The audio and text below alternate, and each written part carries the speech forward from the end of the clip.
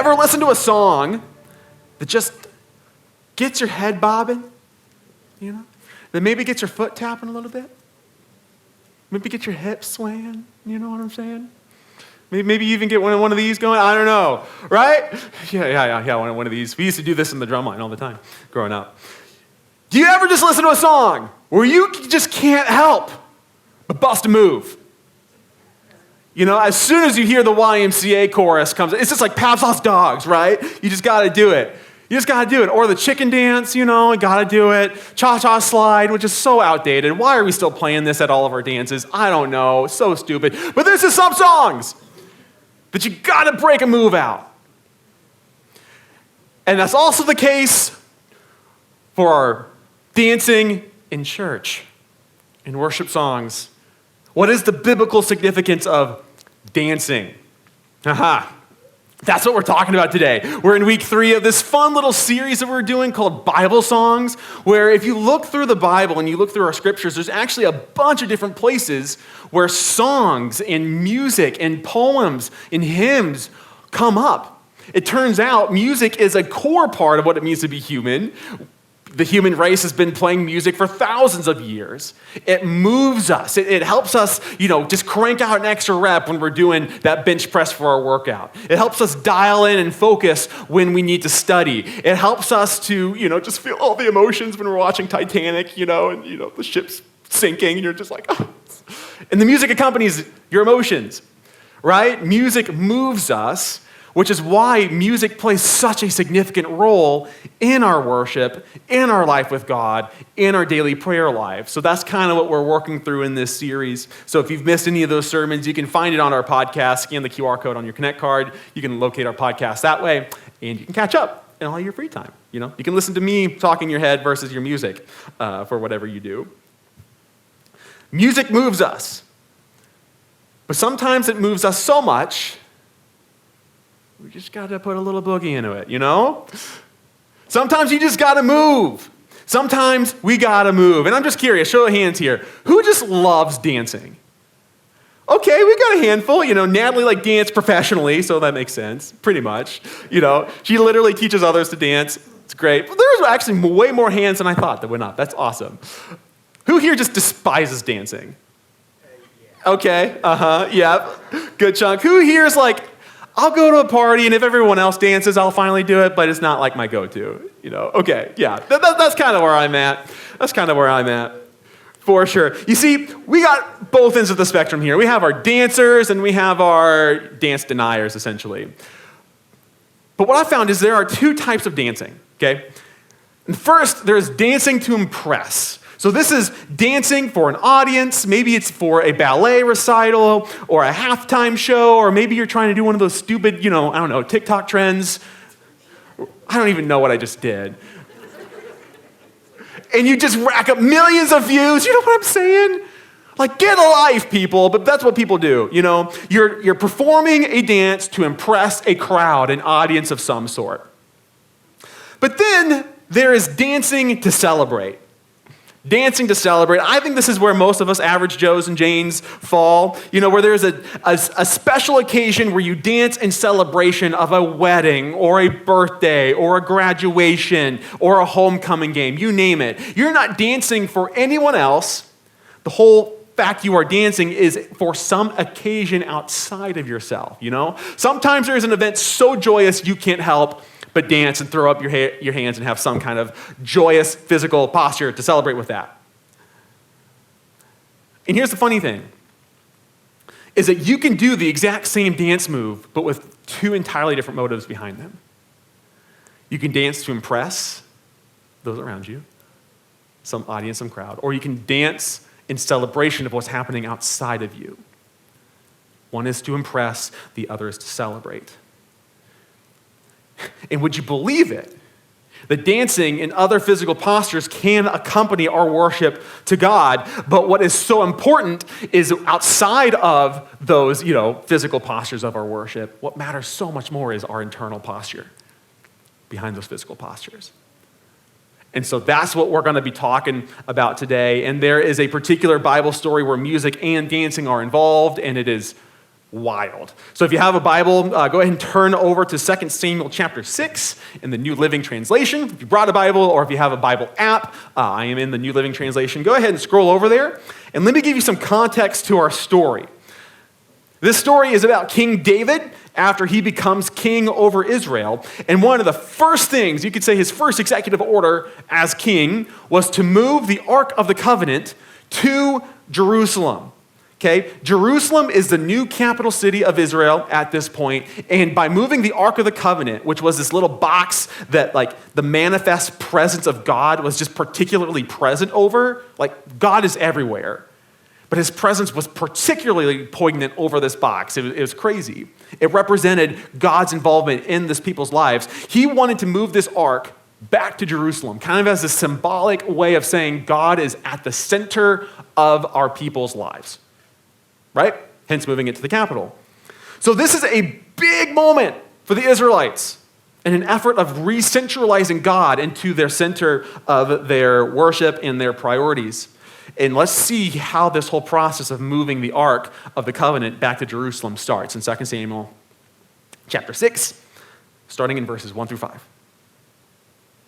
Then David again gathered all the elite troops in Israel, 30,000 in all. He led them to Baalah of Judah to bring back the ark of God, which bears the name of the Lord of heaven's armies, who is enthroned between the cherubim. They placed the ark of God on a new cart and brought it from Abinadab's house, which was on a hill. Uzzah and Ahio, Abinadab's sons, were guiding the cart that carried the ark of God. Ahio walked in front of the ark. David and all the people of Israel were celebrating before the Lord, singing songs and playing all kinds of musical instruments: lyres, harps, tambourines, castanets, and cymbals. So obviously, this is quite the joyous occasion for God's people, so much so that they had a parade. Man, nothing just shouts, we're having a good time more than a parade, right? And like they literally had a whole marching band, pretty much, but they all have lyres and harps and tambourines and castanets and cymbals. You know, quite the marching band, if you ask me. But I mean, who could blame them? This occasion was bigger than the Thanksgiving Day Macy's parade. It was even bigger than the D-Day's parade, y'all. Right? Huge deal. It's a huge deal. And this is just another instance where we see how music can accompany these major moments and milestones in our lives, and especially amongst God's people here in this pivotal moment. Until something tragic happened that brought their parade to a screeching halt. Let's continue on in verses 6 through 11. But when they arrived at the threshing floor of Nakon, the oxen stumbled, and Uzzah reached out his hand and steadied the ark of God. Then the Lord's anger was aroused against Uzzah, and God struck him dead because of this. So Uzzah died right there beside the ark of God. David was angry because the Lord's anger had burst out against Uzzah. He named the place Perez Uzzah, which means to burst out against Uzzah, as it is still called today. David was now afraid of the Lord, and he asked, "How can I ever bring the ark of the Lord back into my care?" So David decided not to move the ark of the Lord into the city of David. Instead, he took it to the house of Obed-Edom of Gath. The ark of the Lord remained there in Obed-Edom's house for 3 months. The Lord blessed Obed-Edom and his entire household. What? Parade gone south very quickly, okay? So here are these Israelites celebrating this joyous occasion. They're moving the Ark of Jerusalem, or the Ark of the Covenant, back to Jerusalem. And they're transporting this ark by putting it on a cart that's pulled by oxen. Okay, cool. Why is that a big deal? Well, one of these ox stumble, and this guy named Uzzah, who had actually grown up with the Ark of the Covenant, in his presence, it was at the house prior to them moving it, so that, maybe he viewed himself as a little bit more comfortable being around the ark than other Israelites. And for whatever reason, his intention's so good, the oxen stumbled, the cart wobbled, the ark starts to move, and he sticks out his hand to save it.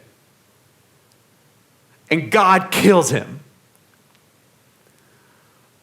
Like, how does that even make sense? Why would God do such an atrocious act against this man for literally trying to save the Ark of the Covenant from breaking? What gives? Well, you see, David and the Israelites were doing this great thing for God, but they were going about it through an entirely wrong way. You see, earlier in the book of 1 Samuel, okay, so we're in 2 Samuel right now, but in 1 Samuel, we have this group of people called the Philistines, which were one of Israel's wicked neighbors, okay? And they captured the Ark of the Covenant and they brought it back to their land. And how did they transport the Ark? Through oxen and a cart, okay? And this was problematic because God laid very clear ground rules for how the Ark of the Covenant was to be transported in the Old Testament book of Exodus and Leviticus. The ark would have had these 4 long bars on the front and the back of it, and 4 priests from the tribe of Levi would have hoisted it on their shoulders, and they would have carried it that way by this select group of people who were anointed to administer God's commands.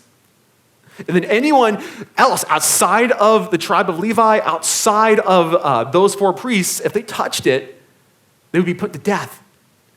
Because God's presence was so concentrated there that any ounce of a sinful presence in a human being that got that close and touched something that holy, just their life would end. Because they literally couldn't withstand the glory of God's presence in that way. So when God goes to retrieve the ark, when David goes to retrieve the ark of God, and he's doing this huge act for God by bringing it to the heart of their nation, he did so through the very same means that the pagans did, by putting it on a cart and having it dragged by oxen. He was doing this great thing for God with complete negligence to God's way of handling it. And he was assuming that God was going to bless his man-made approach to honoring God instead of actually following God's approach to honoring God. You see the difference? So this death of Uzzah puts the move on hold, and they leave the Ark of the Covenant at the household of Obed-Edom to give King David a chance to just kind of cool down and assess if this was still the right thing to do. Because you think that, man, David's doing all this great stuff, and clearly God's anger burned against them for doing this. And what we need to learn from David's example here is that we cannot mistake a great move for God with a great move of God. Okay? We cannot mistake a great move for God with a great move of God. And there are so many instances out there where God's people are doing all the right things, but with misguided intentions. Churches who push for bigger buildings, for expanded ministry to their city, but their internal desires are to feed an ego, to just get bigger. Or churches who put on these huge serving initiatives, but it's much more about giving themselves a pat on the back for how good they are than actually serving those in need. For goodness, even when we sing our worship songs or when we play the music and when people, raise their hands and sway around, they're all so into the music, but it's not for God. They think it's for God, but it's all about this image they're portraying. They just want to impress those around them. You name your example. And the problem with this is that doing a lot of things for God and responding to a move of God look very, very similar on the surface.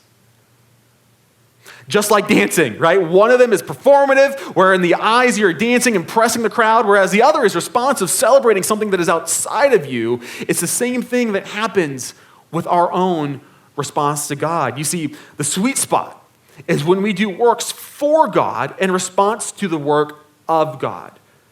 We dance in celebration of what happened, right? It's the same thing with us, that avid followers of God should be responsive to what he ultimately initiates, instead of assuming that what we are doing for him is automatically going to be blessed by him. Maybe it will, as long as your heart is aligned with that. Because if we do anything for God while missing out on a work of God, then all of our good works is just puffing smoke. Misaligned.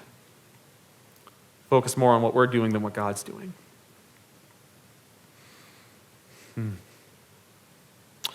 So David takes this breather, and he realizes his mistake, and he completely changes the posture and approach to make sure that what they did actually honored God's intentions rather than their man-made approach. So let's continue on in verses 12 through 15 and see how things changed.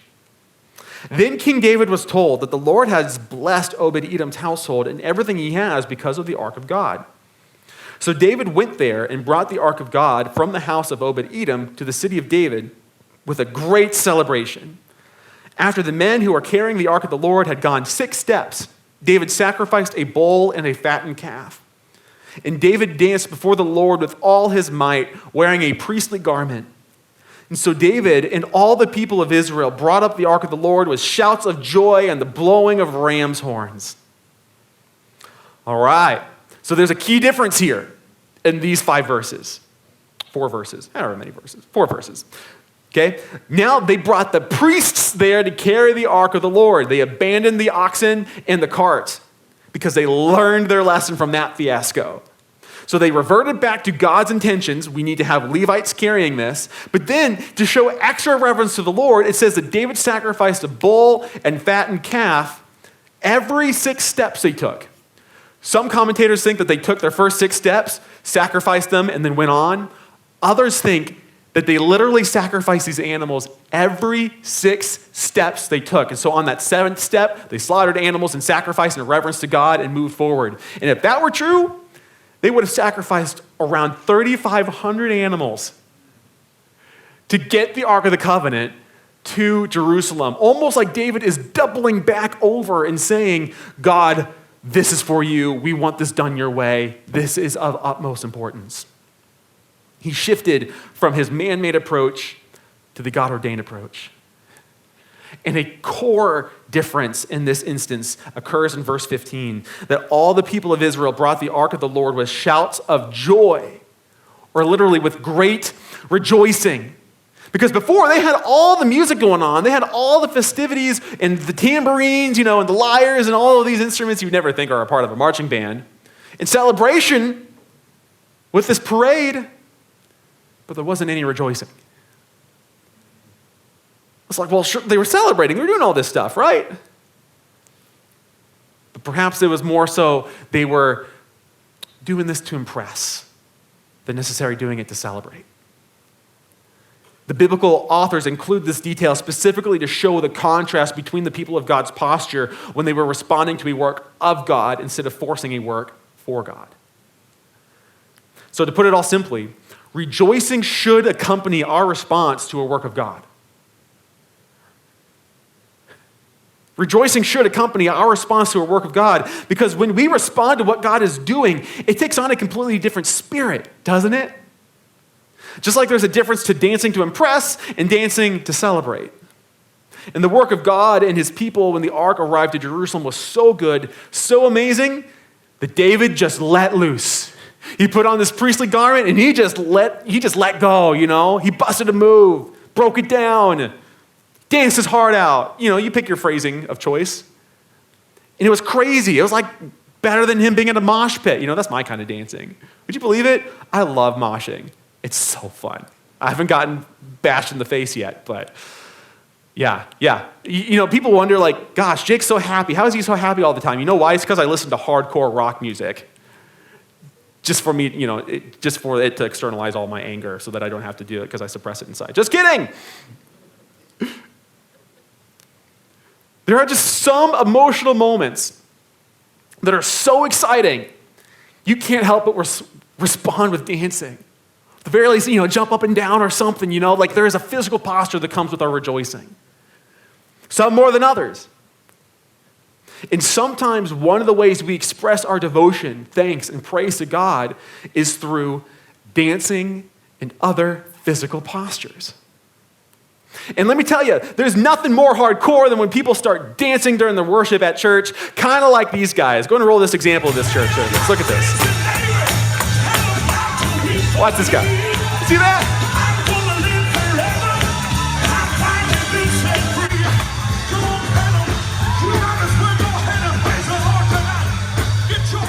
Man, don't y'all want to be there right now? We're all so boring. Comparison, what is that? I don't know, man. Tambourine guy's got it. Now, I know there are a lot of reasons why people don't go to church these days, but churches like that don't help, right? Scares them away. It's like, Okay, y'all have fun. Especially if you watch that video, you see people kind of sit in the back, just kind of doing this. This is my comfort zone. I'll just stick here. I'm not tambourine guy. But one of the ways we're told to worship God in Scripture is through dancing. Psalm 149:3 says, praise his name with dancing, accompanied by tambourine and harp. So, Mason, we need to get some tambourines and harps up here, buddy. Next week. Psalm 150 verse 4 says, praise him with the tambourine, there it is again, and dancing. Praise him with strings and flutes. So maybe a fiddle and a flute too. Be pretty great. Song flutes especially. I go back to the poll I took at the beginning of this message. There are some of us who are all about dancing. Others of us were like, we shun it like the plague. But even for those who love to dance, we don't think about church being a place where we can, depending where you go, right? Well, the point in these passages, and even David's example, isn't so much that we are commanded to dance as an act of worship, unless you're like a teenager and you're going to a church camp and it's during one of the opening rallies and everyone's just like going crazy, That's a blast, that's a party, but that makes sense. What about here on a typical Sunday morning? It's uncomfortable. It's uncomfortable. And don't worry, I'll just go ahead and just settle you. We're not going to add any dance routines to our Sunday worship. If we do, we'd probably need Natalie to help us coordinate it to make it look good. But here is the greater principle, and it's that our physical posture in worship can enhance our heart's posture in worship.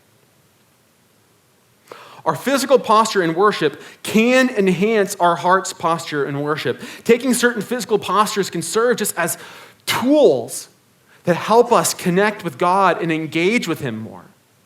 Because the physical postures we take can symbolize and represent what's going on in our hearts in worship. It's just another way to express that and maybe to unlock us into a whole new way of connecting with God than we ever realized before. And that can include dancing for really special celebratory occasions. But here are some other physical postures that we can take in worship. And one of them we all do every Sunday, and it's just standing. Have you ever wondered why we stand to worship? Well, it's the same way that you stand when someone of high importance enters the room, right? It's to show reverence to that person. Or if you've ever been to a wedding, we all stand. We don't stand for the groom, we stand for the bride, right? To show reverence for the bride and appreciation for the bride. We stand to, show our appreciation, standing ovation for a great performance. Standing in itself is a physical posture because it shows our reverence for the presence of God who's here. But here are some other examples. Maybe you've even seen here or at other worship services, the extending of hands represents us receiving what God has for us. Or even the raising of hands represents us surrendering to him. Closing your eyes. Why do we even close our eyes when we pray or why we worship? Well, it's to shut off and try to limit our senses so that we can better focus on God who's here, right? Or even if you lift your head up, this is just us almost like looking up in adoration to God, like a kid looking up to his parents. Or even when you bow your heads, it's an act of reverence, of submission to the Lord who is in our lives. You maybe you even see some people who sway back and forth like this. It's such a subtle gesture, but when we sing and worship, our mind is engaged because we are reading and singing the lyrics. Our souls are engaged, right, because it's obviously moved, but our emotions are engaged because music moves us. It helps us feel things, but then naturally just even doing something like this is probably the furthest extent that we'll ever go here. I won't put anything else down, It's just a way of our bodies even engaging too. Worship is a holistic experience, mind, body, soul. And so therefore, it can be expressed in a number of these ways. And you might even see some people where they're so moved by God's presence and just complete surrender where they have no other response other than to get on their knees, right? And just that way of truly declaring their surrender to him, and their admiration of him. If you want to go all the way down, then you can lay prostrate too. What you read all about in the scripture is when God's presence shows up in a powerful way, they hit the deck.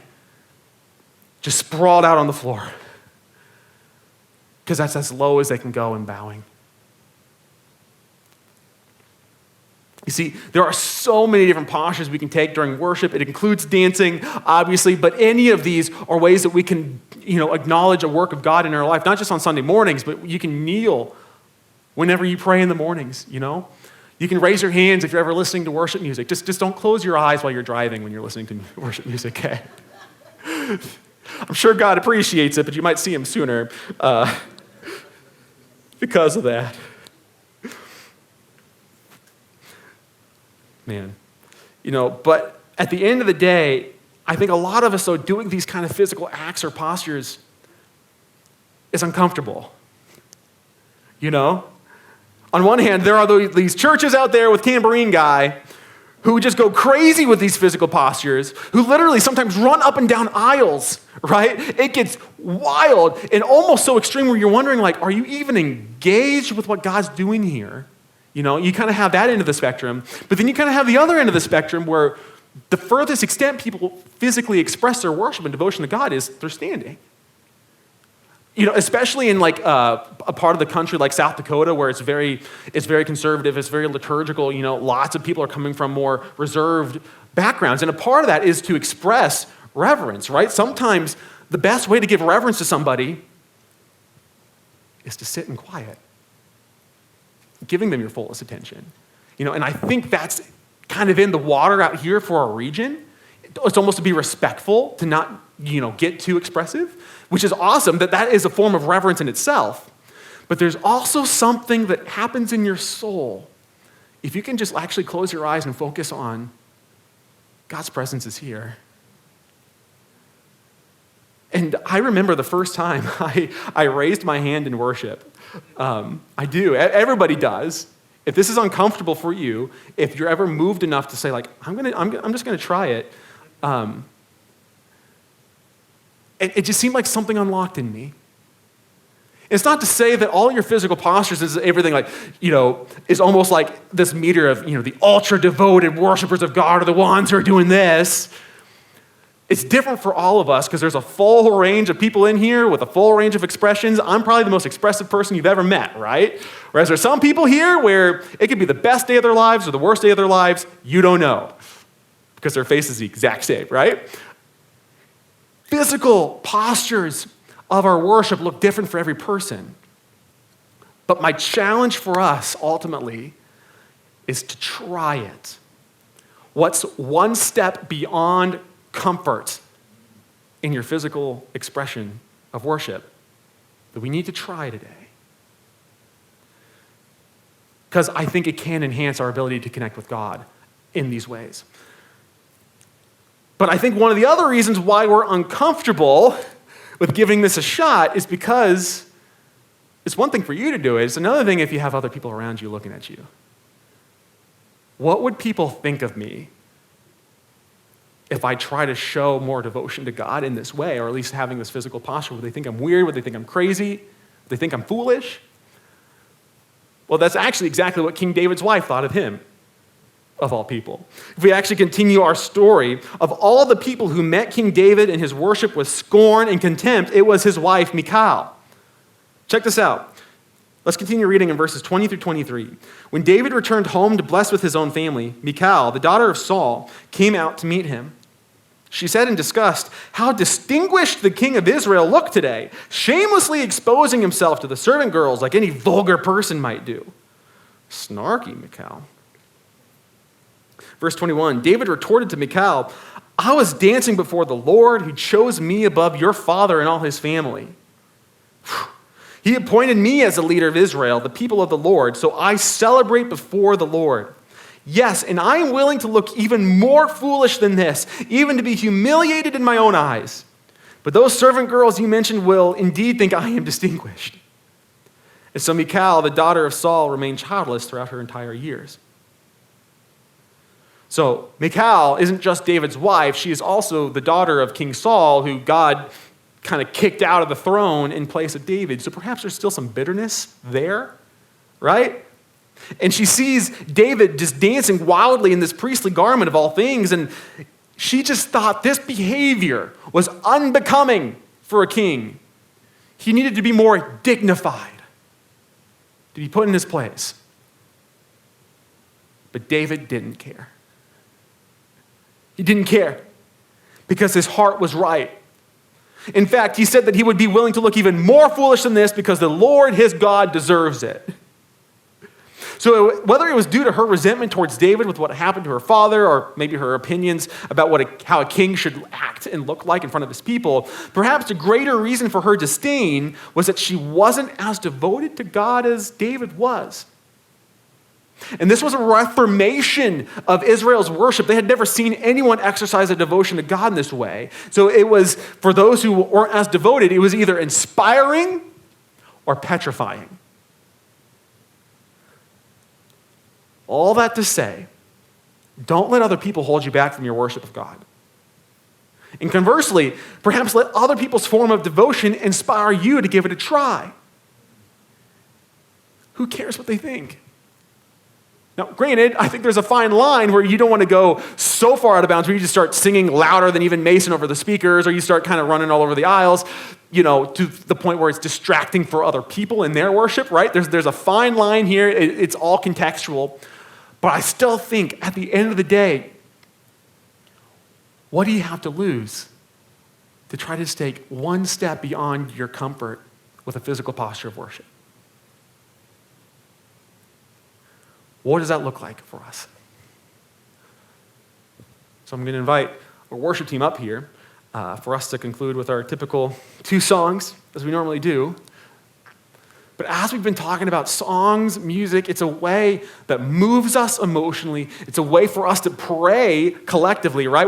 It's not just Christian karaoke that we're singing. We are collectively singing prayers to God, declaring who he is, what he has done, and how we are to respond. It moves us emotionally, but it can also move us physically. So what's this one step you can try today? Or anytime?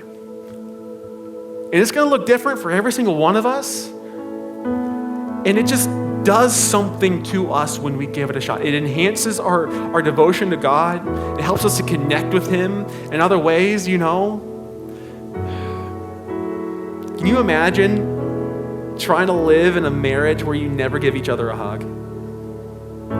Where you never wave to say hi or bye? Or give a high five to somebody, There's physical expressions of how we connect with all people. It's the same way in our worship to God. And maybe it might do something in your soul that you never thought was possible until you gave it a shot. So during our time of worship, I encourage you just to give it a shot. See what happens.